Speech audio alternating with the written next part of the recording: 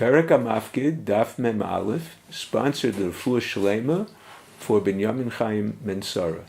A custodian is not liable for onus, damage beyond his control, unless he steals the item entrusted to him.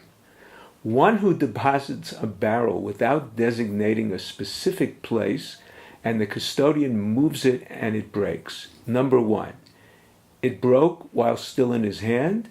If he moved it for himself, for his benefit, then he is liable. If he moved it to preserve the item, he is exempt.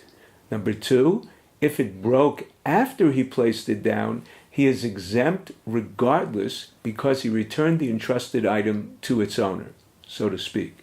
If the owner designated a place, regardless as to whether he is still holding the item or not, if he moved it for his personal benefit, he is liable.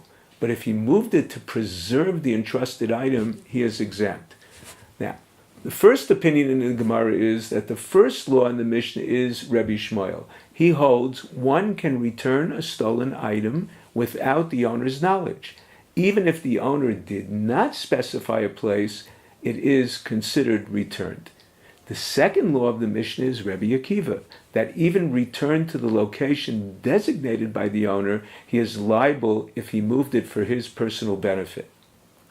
Since, of course, the owner was unaware of the item being returned.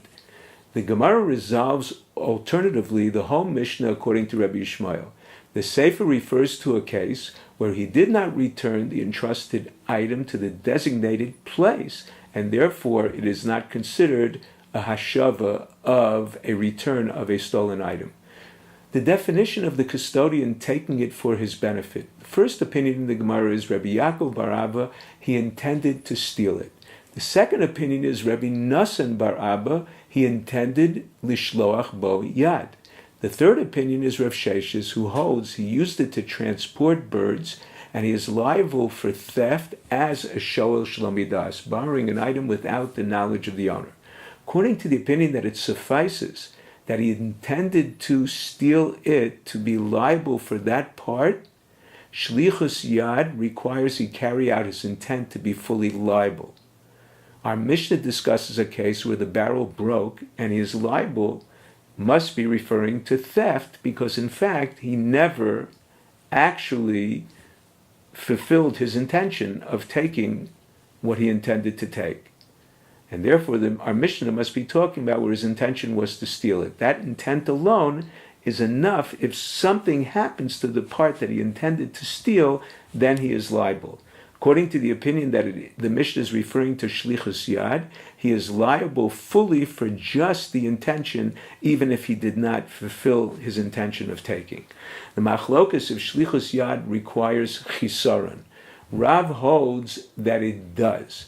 Levi holds it does not. The reason?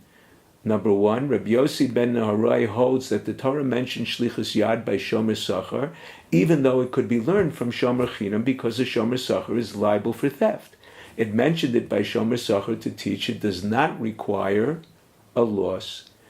Number two, Rabbi Yochanan holds that a shomer chinam is more stringent because he pays kefil. A shomer sachar does not, and therefore you can't learn a kal v'chomer from a shomer chinam to a shomer sachar. And therefore we have no proof that the reason why the Torah mentions shlichus yad by shomer sachar is to teach that shlichus yad does require a chisarn.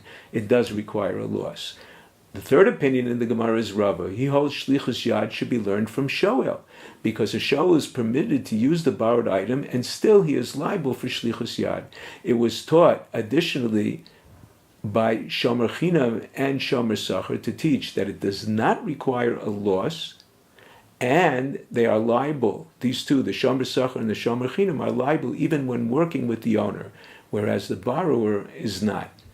The fourth opinion, according to the opinion that shlichus yad requires a chisaron, the additional teaching of shlichus yad is that the custodian pays only if he swears falsely that he did not appropriate the item.